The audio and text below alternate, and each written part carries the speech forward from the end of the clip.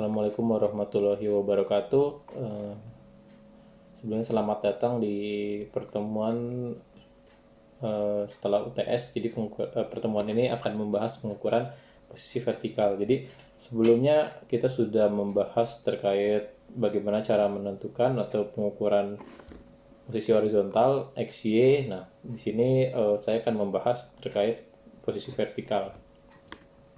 Nah, jadi kalau kita bicara pengukuran posisi vertikal itu tidak akan lepas dengan istilah ketinggian. Jadi ketinggian itu memiliki pengertian adalah jarak vertikal ya, jarak basisnya jarak, jadi satuan jarak suatu titik dari suatu bidang referensi suatu acuan. Nah, jadi tinggi itu bisa dibilang adalah jarak vertikal ya, maksudnya vertikal itu ke atas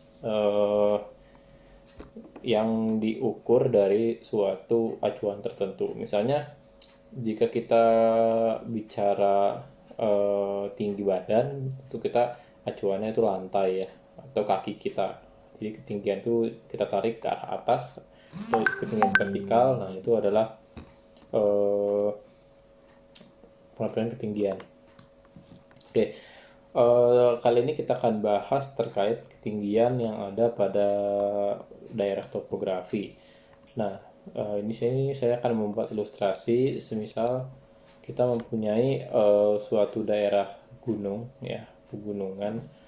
Nah, di daerah pegunungan itu kan biasanya suka ada papan penunjuk ketinggian ya, atau papan elevasi di sana. Nah, misalnya di sini ya papan ini kita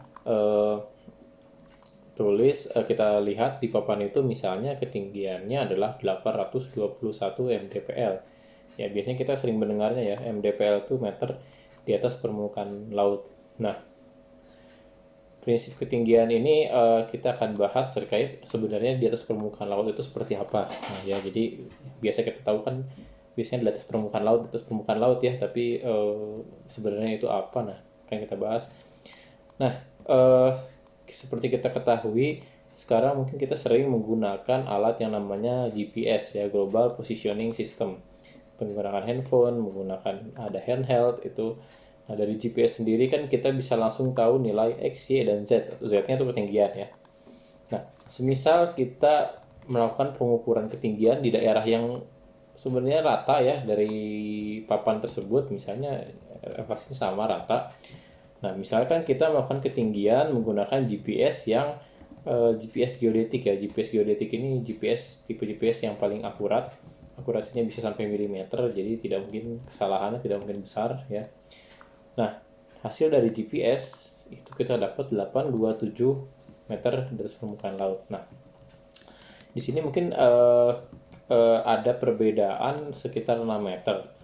Nah, pertanyaannya adalah kenapa bisa terjadi perbedaan 6 meter sedangkan di sini alat yang digunakan GPS yang kita gunakan itu sangat akurat. Istilahnya akurasinya itu sampai milimeter. Nah, jadi tadi kita sudah jelaskan bahwa ketinggian itu adalah jarak vertikal dari suatu bidang acuan yang suatu bidang referensi. Nah, jadi umumnya referensi yang digunakan di atas permukaan laut itu adalah acuan bentuknya geoid ya. Tapi di sini kita akan bicara dulu GPS. Nah, acuan tinggi GPS itu nilai 0 meternya itu berada pada namanya bidang elipsoid ya, atau elipsoid itu adalah bidang matematis yang berbentuk suatu bidang 3 dimensi yang bisa dibilang reguler ya, di bentuknya itu sama tapi bentuknya elipsoid ya, bentuknya elipsoid seperti ini. Nah, jadi GPS itu nilai nolnya didapat dari nilai elipsoid, sedangkan untuk pengukuran topografi yang digunakan acuannya adalah geoid. Seperti yang sudah kita bahas sebelumnya bahwa bumi itu sebenarnya berbentuknya tidak benar-benar sempurna bulat, dia bentuknya agak sedikit penyok ya bisa dibilang. Nah, di sini untuk acuan tingginya itu berbentuk geoid. Jadi tentu ketika kita melakukan pengukuran tinggi dari pengukuran di atas permukaan laut itu dari geoid, sedangkan untuk meter ketinggian dari dari GPS itu adalah ellipsoid. Jadi ada perbedaan ketinggian. Jadi bukan karena alatnya GPS-nya yang salah, tapi di sini karena acuan ketinggiannya yang berbeda. Nah, gitu ya. Nah, kemudian untuk topografi sendiri yang kita gunakan itu ketinggian yang mana? Nah, untuk pengukuran topografi, kalau kita lihat di RBI ya, itu ada kontur. Nah, itu ketinggiannya elevasinya kita menggunakan elevasi geoid. Nah, gitu, elevasi geoid. Geoid itu karena dia bentuknya matematis ya, model gravitasi, makanya untuk praktikal dia sebenarnya si geoid ini berhimpit dengan yang namanya mean sea level atau muka air laut rata-rata. Nah, jadi si mean sea level itu mean sea level itu adalah rata-rata dari pasang dan surut. Nah, gitu ya. Jadi pasang dan surut dirata-ratakan, kemudian pasang dan surut dirata-ratakan, kemudian itu didapatkan namanya mean sea level atau air laut rata-rata. Nah, mean sea level ini dia berhimpit dengan geoid sehingga bisa dibilang ya geoid itu memang muka air laut rata-rata, tapi sebenarnya geoid sendiri ada pengukuran gravitasi gravimetri khususnya seperti itu ya. Nah, lalu bagaimana kalau kita ingin menentukan tinggi tapi dari GPS? Jadi bisa saja ya kita menentukan atau mengukur ketinggian suatu tempat dari GPS selama kita harus mengetahui nilai undulasinya. Undulasi itu adalah jarak dari perbedaan jarak dari suatu nilai geoid ke ellipsoid. Nah, nilai undulasi dapat dari mana? Nah, nilai undulasi ini bisa dapat dari internet ya. Sekarang sudah ada model undulasi. Jadi untuk dapat elevasi geoidnya suatu tempat kita bisa ukur menggunakan GPS dan kita input nilai koordinatnya berapa undulasi, nanti tinggal kita kurangi. Nah, seperti itu ya. Jadi silakan nanti dibaca lagi terkait acuan ketinggian ini. Ya, prinsipnya adalah kita menggunakan untuk topografi, nilai tinggi topografi kita menggunakan acuannya geoid. Ya, ini kurang lebih seperti ini. Oke, acuan tinggi sendiri ada 3 ya. Ada acuan tinggi lokal, ini sifatnya relatif, kemudian titik nol normal. Nah, titik nol normal ini acuan tinggi yang berdasarkan kesepakatan tertentu. Jadi tadi sebelumnya kita bicara bahwa di sini untuk topografi acuannya mean sea level atau geoid. Nah, untuk kedalaman itu ada juga jenis acuan kedalaman. Jadi kalau ketinggian itu nolnya di bawah ke atas ya. Kalau kedalaman itu nolnya di atas, kemudian makin bawah makin dalam. Oke, kemudian ada mean sea level. Ya, nah untuk metode penentuan tinggi sendiri itu ada beberapa macam. Jadi ada 7 ya kalau di sini. Ada yang barometrik, trigonometri, sifat datar, hidrostatik, fotogrametrik, satelit ya atau menggunakan GPS, dan sounding itu untuk kedalaman. Nah, di sini akan saya highlight untuk 3 metode teratas ya. Jadi kalau dilihat, nah ini adalah alat-alat yang digunakan untuk mengukur tinggi atau beda tinggi. Jadi ada barometrik, ada menggunakan trigonometrik, menggunakan total station, dan di sini menggunakan metode sifat datar, alatnya waterpass. Nah, 3 alat ini mempunyai akurasi beda tinggi yang berbeda-beda ya. Di sini akurasi yang paling rendah adalah barometer. Akurasi sedang ya, cenderung tinggi trigonometris, dan untuk menentukan beda tinggi paling akurat kita menggunakan waterpass. Nah, seperti itu ya. Jadi waterpass ini kita metodenya namanya sifat datar, alatnya waterpass. Oke. Jadi untuk bahasan selanjutnya kita akan fokus kepada sifat datarnya itu sendiri. Oke. Karena untuk kerangka dasar kan kita bicara ini dalam konteks kerangka dasar, bahwa untuk mendapatkan suatu hasil pemetaan kita membutuhkan nilai kerangka dasar yang sangat akurat. Makanya di sini kita harus mengukur KDH-nya yang akurat, kemudian KDV kerangka dasar vertikalnya yang akurat. Nah, untuk mengukur KDV yang akurat kita juga harus melakukan pengukuran dengan metode yang terbaik ya, dengan akurasi yang tinggi. Nah, di sini kita menggunakan namanya sifat datar. Oke, oleh karena itu kita akan fokus terhadap pengukuran vertikal menggunakan sifat datar. Oke, jadi sifat datar adalah secara teoritis merupakan konsep penentuan beda tinggi antara dua titik atau lebih dengan garis bidik mendatar horizontal yang diarahkan pada rambu yang berdiri tegak dan vertikal. Nah, alat untuk penyifat datar atau waterpass. Jadi sifat datar itu adalah alat untuk menentukan beda tinggi ya. Jadi bukan menentukan tinggi tapi beda tinggi. Jadi kita menentukan dari satu titik lain itu tingginya berapa, beda tingginya berapa. Nah, kita menggunakan sifat datar. Caranya adalah kita menggunakan suatu alat yang namanya waterpass. Nah, waterpass ini dia alatnya itu tidak bisa naik turun ya. Jadi dia tetap tegak sehingga ketika kita bidik itu dia tetap lurus gitu. Nah, kita akan membidik, kita akan membaca nanti bacaan yang ada di rambunya gitu. Jadi kalau nanti akan beda antara penggunaan KDH dan KDV. Kalau KDH itu kita bisa baca hasilnya di alat, kalau KDV kita baca itu rambu yang dipegang oleh pemegang rambu seperti itu. Nah, jadi sifat datar memanjang bertujuan untuk mengukur beda tinggi antara dua titik ya. Jadi prinsipnya adalah mengukur beda tinggi, bukan tingginya ya. Jadi kalau sifat datar itu kalau kita tahu satu tinggi, kemudian kita tahu beda tinggi dari satu alat tersebut ke alat yang lain, nah kita bisa mengukur tinggi yang alat setelahnya dari mengukur beda tingginya itu. Nah, jadi sifat datar itu jadi kita misalnya di sini ada dua titik ya, titik 1 dan titik 2. Kita bisa mengukur beda tinggi dari titik 1 dan titik 2 menggunakan sifat datar. Nah, salah satu syaratnya adalah jangan sampai jarak antar titik 1 dan titik 2 itu sampai 120 meter gitu. Karena apa? Karena semakin jauh jarak nanti ketika pembacaannya akan semakin susah ya. Nanti untuk pembacaan rambu akan saya ajarkan di slide-slide akhir-akhir ya. Nah, ini kita lewat dulu saja ya. Ya. Nah, jadi ini ilustrasinya. Misalnya ada suatu titik, nilai titiknya A dan titik B. Oke. Di titik A dan titik B ini kita ingin ketahui beda tingginya. Misalkan kita ketahui tinggi titik A itu 100. Nah, kita ingin tahu nih titik tinggi B itu berapa. Jadi yang kita ukur dari waterpass itu adalah beda tingginya. Jadi A ke B itu berapa sih beda tingginya gitu. Apakah positif atau negatif.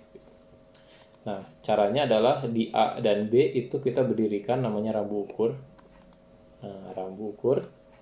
Kemudian kita dirikan juga alat namanya waterpass. Waterpass ini alat yang sifatnya optis ya, jadi tidak menggunakan laser di sini ya, kita hanya membaca saja. Nah, yang kita lakukan adalah nanti kita membidik. Nah, kita membidik ke arah rambu A. Jadi rambunya harus benar-benar tegak ya, benar-benar tegak, tidak boleh goyang-goyang, harus tegak. Nanti akan dibaca oleh pemegang alat. Nah, dari rambu tersebut nanti kita akan juga membaca yang bacaan yang titik berikutnya, titik setelahnya. Jadi kalau kita ingin menentukan beda tinggi dari A ke B, berarti A itu termasuk bisa dikatakan adalah bacaan belakang. Kalau B itu bacaan muka. Nah, jadi cara mengukur beda tingginya kita bidik dulu ke bacaan belakang di A dulu ya. Jadi kalau beda tinggi A ke B berarti A-nya belakang, B-nya muka gitu ya.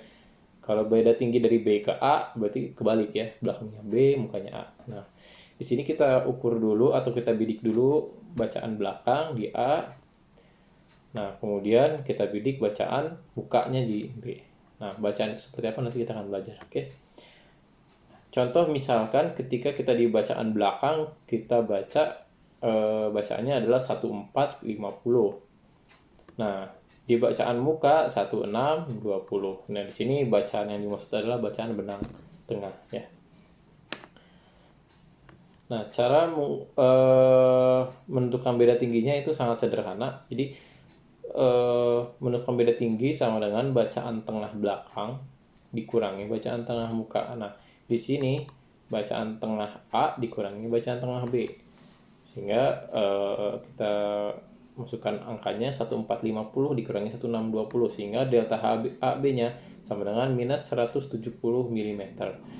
Jadi A ke B itu adalah minus 170 mm. Jadi di sini ada penurunan. Benar ya, ada penurunan ya dari A ke B. Nah, seperti itu. Jadi beda tingginya hanya nanti outputnya adalah ini, delta H ini ya. Kita output dari sifat datar itu delta H. Nanti akan ada pengolahan lebih lanjut terkait untuk tingginya. Nah, untuk mengukur beda tinggi ada yang dikenal dengan slug dan seksi ya. Oke. Misalkan kita mengukur dari A ke B gitu ya. Nah, kita berdiri di satu titik di antara A dan B, itu posisinya bisa bebas. Jadi tidak harus misalnya ini A B harus di tengahnya, tidak, boleh agak miring sedikit ke depan atau miring sedikit ke belakang gitu. Ya. Jadi kalau kita mengukur beda tinggi A ke B ya, misalnya A ini adalah titik kerangka dasar vertikal A, ini titik kerangka dasar vertikal B ya. Jadi kita ingin mengukur beda tinggi A ke B. Nah, ini dinamakan satu seksi atau satu section ya bahasa Inggrisnya. Jadi satu seksi itu adalah satu beda tinggi atau suatu seksi beda tinggi yang untuk mengukur antara titik set yang akan diukur tingginya ya. Di sini kita bicaranya titik KDV, titik BM yang di A dan titik BM yang di B begitu. Itu satu seksi. Jadi kalau nanti ada 4 titik BM, nanti berarti harus ada 4 seksi ya. Oke. Jadi kemudian misalnya satu seksinya itu sangat jauh ya, sampai 500 meter gitu ya. Nah, di sini kita akan membagi seksi itu dalam slug ya. Jadi slug itu adalah sebagai titik bantunya. Nah, misalkan contoh, kita ingin mengukur dari A, beda tinggi A ke B. Nah, ini kita tidak bisa melakukan pengukurannya satu kali berdiri alat, jadi harus dibagi-bagi. Nah, oleh karena itu kita membuat yang namanya titik bantu ini ya, satu seksi ya, satu ini ya, satu seksi. Jadi satu seksi itu ya jelasnya adalah titik A ke B gitu ya. Bebas nanti kalau di praktikum bisa 1 ke 2 atau 4, tapi intinya adalah dari satu titik BM ke titik BM yang lain, satu seksi. Nah, kalau ini terlampau jauh, jadi kita istilahnya membuat suatu titik bantu ya. Nah, titik bantunya misalkan di sini ya. Titik bantu itu bebas mau dimanapun ya, terserah, selama berada di antara A dan B. Nah, misalkan kita membuat titik bantu, nah kita berdirikan alat ya, kemudian kita berdirikan rambunya. Nah, ini itu dinamakan slug. Jadi slug itu adalah bagian terkecil dari pengukuran beda tinggi, dan slug itu adalah suatu metode untuk membagi satu seksi ya, supaya bisa dilakukan pengukuran beda tingginya gitu ya. Nah, satu slug itu jaraknya 40 sampai 90 meter ya. Jadi 40 sampai 90 meter. Jadi tidak terlalu jauh itu slugnya. Jadi nanti kalau ada 500 meter, berarti 40 sampai 90 meter ya mungkin ada 6 slug atau 8 slug ya. Nah, jumlah slug ini diusahakan harus genap gitu ya. Harus genap. Saya jelaskan. Nah, jadi pengukurannya seperti ini. Nah, dari sini A mengukur ke titik berikutnya, nanti kita dapat beda tingginya. Kemudian yang rambu belakang ini kita pindahkan, yang WP-nya juga kita pindahkan ke titik berikutnya. Nah, begitu ya. Jadi yang bergerak itu rambu belakangnya ke depan ya. Jadi ini asalnya rambu belakang jadi rambu muka, di sini asalnya rambu muka jadi rambu belakang. Nah, seperti itu. Ini jadi ada satu slug, ini 2 slug. Kemudian pindah lagi ya. Nah, seperti ini 3 slug dan ini 4 slug. Jadi 1 2 3 4. Nah, diusahakan 4 bukan 4 ya, genap ya jumlah slugnya untuk menghindari terjadinya kesalahan akibat perbedaan titik nol pada rambu. Oke. Seperti itu ya.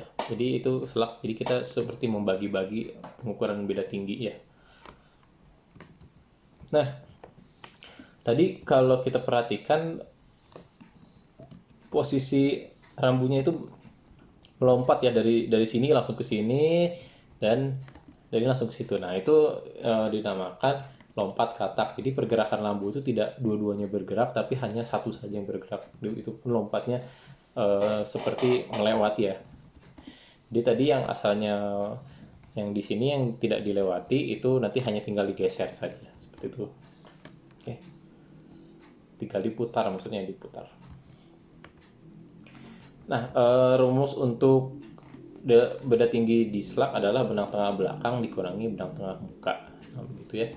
Jadi prinsipnya sama, jadi benang tengah belakang dikurangi benang tengah muka. Untuk jarak seksi yang tadi, beda tinggi seksi berarti beda tinggi slug itu kita jumlahkan semuanya. Seperti itu prinsipnya, hanya tambah dan kurang saja. Nah, jadi gerakan rambu ini juga gerakannya lompat katak ya. Lompat katak. Nah, metode lompat katak ini kenapa dilakukan? Karena untuk memperkecil potensi kesalahan akibat pergerakan rambunya itu sendiri. Jadi kalau dua-duanya bergerak, potensinya ada kesalahan ya di sana. Karena takutnya yang di bagian sini, kalau ini dua-duanya bergerak, di bagian ini yang harusnya diam, malah nanti tidak pas lagi di tempat di sana, di tempat selak atau titik bantu yang sudah didefinisikan. Oke. Jadi kita sudah belajar seksi slug, ada lompat katak. Nah, juga ada namanya dudukan ganda. Nah, jadi dudukan gandanya begini ya. Dalam satu slug itu kan tadi kita membaca bacaan belakang dan muka. Nah, prinsipnya itu kita tidak sekali baca, ada namanya dudukan ganda atau double stand. Jadi kita itu bacanya dua kali ya. Jadi sudah baca bacaan belakang, muka, nanti kita baca lagi belakang, muka, jadi dua kali baca. Tapi prinsip bacanya seperti ini. Nah, oke.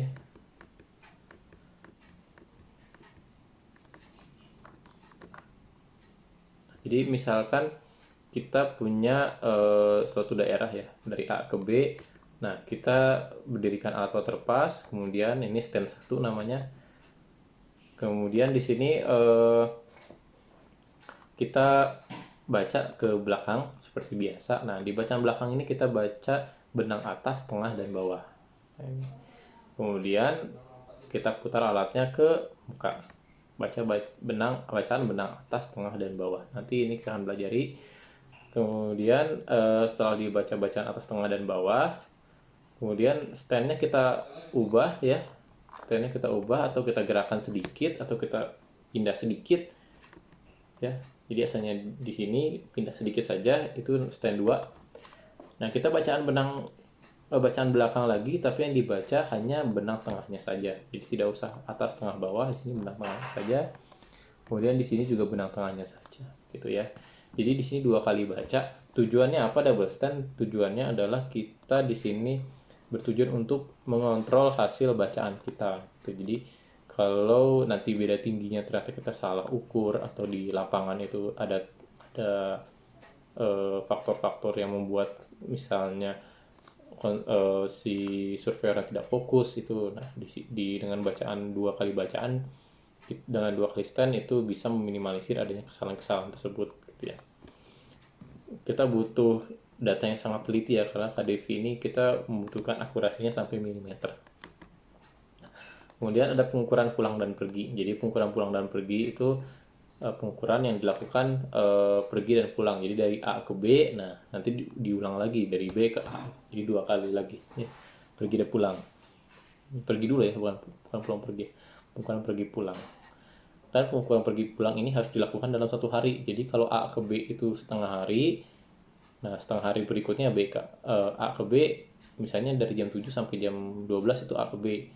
Nah, dari jam 12 sampai jam 7-nya atau dari jam sampai jam 5-nya dari B ke A itu pulang ya. Jadi harus dari 2 titik itu harus 1 hari ya. Jadi harus 1 hari. Jadi jangan A ke B-nya hari sekarang, B ke A-nya hari besok. Nah, itu jangan. Jadi harus 1 hari. Kenapa harus 1 hari? Pergi pulang itu dimaksudkan untuk menghindari efek getaran udara ya. Karena adanya perbedaan getaran udara pada pagi hari dan sore hari biasanya seperti itu. Oke. Nah, di sini juga ada kesalahan garis bidik. Nanti kita akan pelajari lebih lanjut terkait kesalahan garis bidik. Ya, kita skip dulu. Nah, untuk hitung ketinggian titik itu HB ya sama dengan HA ditambah delta HAB ya. Jadi untuk mengukur tingginya itu sama dengan tinggi yang sudah diketahui ditambah beda tinggi yang tadi kita ukur menggunakan water pass. Nah, koreksi beda tinggi nanti ini kita pelajari. Koreksi beda tingginya ada satu pertemuan khusus terkait pengolahan titik koreksinya. Nah, di sini kita akan belajar bagaimana cara membaca rambu ukur. Oke, jadi bayangkan kalau kita menggunakan water pass yang dilihat oleh pembaca water pass itu seperti ini ya. Jadi kita ada lingkaran, kemudian ada benang, ya benang bentuk horizontal, pendek, panjang, pendek. Nah, ini adalah gambaran kita ketika kita membaca atau mengoperasikan alat water pass ya. Jadi seperti ini saja ya. Nanti bayangkan ini tuh rambu ukurnya dipegang oleh pemegang rambu. Jadi kita harus benar-benar tegak lurus ya. Harus benar-benar lurus gitu maksudnya. Jadi jangan goyang-goyang. Nah, di sini kita akan belajar bagaimana cara membaca berapa baca benang atas. Ini benang atas yang atas ya, tengah dan bawah. Oke. Tolong diperhatikan dengan seksama ya. Nah, jadi kalau bisa dilihat bentuk dari rambu itu seperti ini. Jadi ada garis, angka, kemudian ada semacam balok-balok atau persegi-persegi panjang ya, dan ada huruf E seperti huruf E. Nah, ini saya jelaskan. Jadi ini kalau saya perbesar ya, ini ada garis, ada angka 10, kemudian ada balok-balok seperti ini ya. 1, 2 dan huruf E. 1, 2 dan huruf E seperti itu. Jadi ini cara membaca ini bentuk dari rambu ukur. Oke, kemudian kita baca bahwa angka 10 ini itu menunjukkan adalah nominal tinggi dengan satuan desimeter. Jadi 10 itu berarti 10 desimeter atau 1 meter gitu ya. Jadi seperti itu kan ya, 10 itu berarti 10 desimeter. Nah, 11 berarti 11 desimeter berarti 1,1 meter gitu. Itu penjelasannya. Nah, di sini jarak antara satu garis dengan garis itu jaraknya sebesar 1 cm. Sama juga berlaku ini lebarnya kotak ini 1 cm, jarak dari sini ke sini 1 cm, lebar kotak 1 cm. Oke, sampai atas ya ini 1 cm, 1 cm, 1 cm, 1 cm, sehingga kalau digabung ini 10 cm ya. 10 cm itu sama dengan 1 desimeter ya. Jadi benar ya 10 tambah 11 gitu ya. Jadi 10 desimeter tambah 1 desimeter ya. Ini kan 1 desimeter ya panjang besarnya 11 desimeter. Nah, seperti itu. Oke, kalau kita perbesar lagi, nah ini misalnya tadi 11 ya. Nah, cara membacanya itu kita konversikan semua bacaan water pass itu dalam satuan milimeter.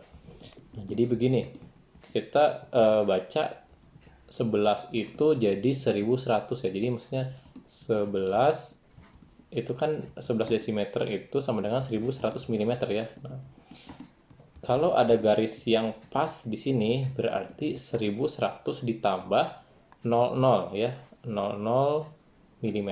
Nah, oke, 00 meter. Jadi dibacanya sama dengan 1100. Oke.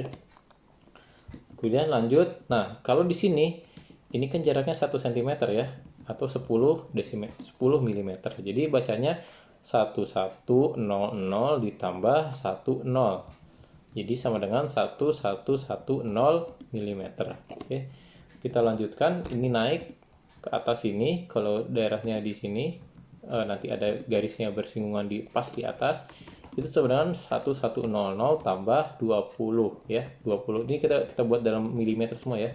Jadi 1100 mm tambah 20 mm sama dengan 1120. Berikut pun di atasnya 1100 ditambah 30 1130. Oke, 1140, 1150, di sini 1160, 1170, 1180, 190, 1200. Jadi seperti itu ya. Nah, ini jadi jarak antar ini itu 1 cm ya. 1 cm atau 10 mm. Nah, oke, kita lanjut. Misalkan tadi kalau kita membidik kemudian ada garis yang memotong di sini. Nah, itu seperti apa cara membacanya? Oke. Jadi cara membacanya seperti ini. Nah, kita sudah tahu bahwa ini tuh 1100 ya. 1100 ditambah ini jaraknya berapa senti ini? 1 cm, 2 cm, 3 cm ya. Berarti tambah 30 ya. Dia belum sampai 40 tapi di antara 30 ke 40. Jadi 1100 tambah 30. Oke, kalau kita perbesar lagi ini kotaknya ya. Nah, jarak ini kan 10 mm ya. Kalau garisnya membentang di tengah berarti jarak dari sini 5 meter, 5 mm. Oke ya. Berarti kalau di sini ya, ini kan di tengah ya. Ini posisinya sepertinya di tengah tapi ke bawah sedikit ya. Nah, di sini itu adalah tantangan dari membaca rambu ukur waterpass gitu. Jadi tantangannya adalah membaca berapa satuan milimeternya gitu. Kita harus memperkirakan atau membaca secara akurat berapa nih. Ini tidak pas di tengah tapi agak bawah sedikit. Nah, kalau saya bacanya di sini tambah 0,4 mm ya. Jadi kalau ditulis berarti bacanya 1134 ya. Atau gampangnya begini, 11 ditambah 123, 113 ditambah ini berapa jaraknya nih? 4 mili kah atau 5 mili? Nah, seperti itu ya. Nah, kalau ini berapa kira-kira ya? Di sini kita 11 tetap ditambah 1 2 3 4 5 ya, ditambah 5 cm. Nah, tambah berapa mili di sini? Oke. Mungkin 1 mili atau 2 mili ya. Coba di sini saya 2 mili ya. Jadi 1152. Nah, seperti itu cara bacanya. Oke. Jadi memang hal yang paling menantang dalam pengukuran waterpass adalah bagaimana cara kita membaca milimeternya tersebut gitu ya. Dan dalam menuliskan hasil bacaan pun bentuknya seperti ini. Jadi 1152, 1134 gitu ya. Jadi pembaca atau pemegang alat itu ketika membaca rambu ukurnya ya satuannya mili. Jadi 1134, 1152 seperti itu. Nah, jadi kalau kita lihat tadi ini ada benang atas, benang tengah, benang bawah ya. Kira-kira berapa ya? Nah, silahkan dituliskan berapa ini atas tengah bawahnya, karena nanti ada rangkuman ya. Saya minta buat rangkuman dari video ini dan tolong dijawab ini berapa bacaannya. Ini 20 berapa, 22 berapa, 24 berapa. Oke. Nah, di sini juga ya. Sini saya ambil contoh ya. Di sini saya akan coba jawab. Nah, BB-nya di sini adalah 1819 karena di sini 1800, ini 1810, di sini belum nyampe 20 tapi agak turun ke bawah 1819 gitu ya. Benang tengahnya 1990 ya. Di sini 19 dia sepertinya pas di garisnya ya. Jadi 1990. Dia belum sampai ke 2 meter, masih 1 cm lagi. Oke, benang atasnya itu kira-kira 2160. Di sini kan 21 tambah 1 2 3 4 5 6, pas di 6 ya. 2160. Oke. Nah, jadi begitu cara membacanya. Nanti kalau ketika membaca bacaan itu baca benang atas, benang bawah, benang tengah gitu ya. Nah, untuk mengontrol bacaan, jadi bacaan kita tuh udah bener belum sih? Nah, kita akan mengoreksi atau melihat bagaimana hasil bacaan kita sudah benar atau tidak. Rumusnya adalah benang atas tambah benang bawah sama dengan 2 kali benang tengah. Jadi secara teoritis harusnya benang atas ditambah benang bawah dibagi dua, itu sama dengan benang tengah. Ya, harusnya. Ya, tapi yang namanya kita membaca bacaan waterpass itu pas tidak mungkin semuanya itu benar-benar presisi. Jadi kesalahannya nol, pasti kita ada sedikit kesalahannya. Nah, untuk jarak optis itu jarak dari alat ke rambu itu dapat di rumusnya benang atas dikurangi benang bawah kali 100 gitu ya. Oke, kita lanjut. Nah, misalnya nih yang tadi di sini 2160, 1990, 1819.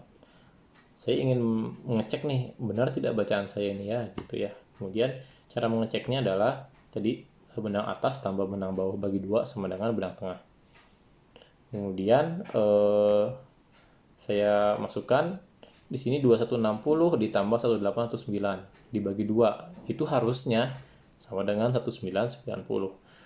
Tapi ternyata ketika dibagi 2 hasilnya 1989,5 tidak sama ya dengan 1990. Tapi di sini selisihnya hanya 0,5 mm. Nah, jadi ada dalam pengukuran waterpass itu ada yang namanya toleransi ya. Di sini toleransi benang atas tambah benang bawah bagi 2 itu bolehlah toleransinya 2 mm. Jadi kalau tadi hasil hitungannya itu misalnya kita dapatnya itu 1992 sama tidak sama dengan 1990 itu masih boleh 2 mm. Ya. Ini 0,5 sangat boleh. Kalau sampai 0 ya itu lebih bagus lagi ya. Pokoknya 2 mm itu toleransinya. Kalau nanti bedanya benang atas tambah benang bawah bagi duanya itu dengan benang tengahnya itu 3 mm, nah itu harus diulang lagi ngukurnya ya. Jadi jangan diteruskan. Harus diulang lagi. Oke. Syarat selisih umumnya 2 mm.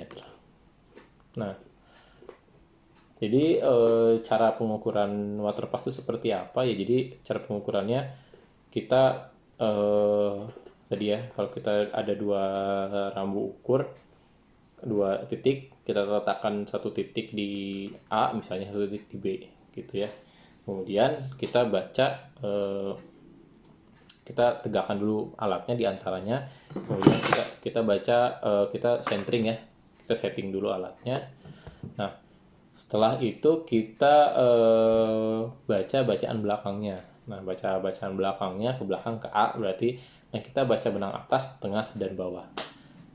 Setelah baca benang tengah, atas, tengah, dan bawah, kita koreksi dulu nih. Kita kontrol lagi. Benar tidak 2 benang tengah sama dengan benang atas tambah benang bawah ya, tambah benang bawah lebih kurang 2 mm.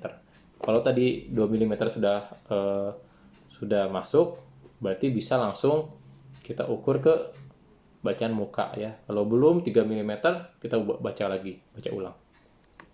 Nah, setelah itu kita baca ke bacaan B-nya atau ke mukanya, baca lagi benang atas, tengah, bawah, gitu ya.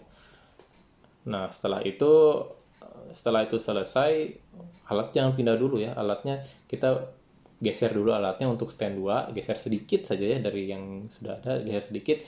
Nah, yang kemudian kita baca lagi ke bacaan benang stand 2-nya hanya benang tengahnya saja. Jadi ke belakang itu benang tengah, yang ke depan juga benang tengahnya saja.